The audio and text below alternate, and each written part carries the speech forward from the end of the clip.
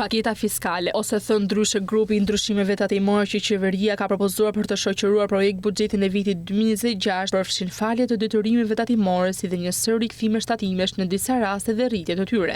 Paqja fiskale do të jetë edhe një ndër rritësitë e kësaj pakete, e cila do të falë detyrimet dhe gjobat e vjetra 10 vjeçare deri në vitin 2014, ndërsa për vitet e tjera lehtësi dhe kushte. Në këtë linjë lehtësuese, paketa fiskale vijon edhe për fermerët me një shtysë drejt për drejt, pasi kompensimi të VSH-s rritet në 10% të vlerës së faturave të shitjes për të nxitur formalizimin dhe rritur konkurrueshmërinë e prodhimit vendas. Ndërsa në sektorin e pasurive të paluajshme, për rivlerësim është propozuar një zbritje të tatimit nga 15% në 5%. Edhe prindërit do të kenë mundësi të përfitojnë nga një masë sociale drejt për drejt. Më konkretisht, nga tatimi mbi të ardhurat personale do të zbritet 48.000 lekë dubël.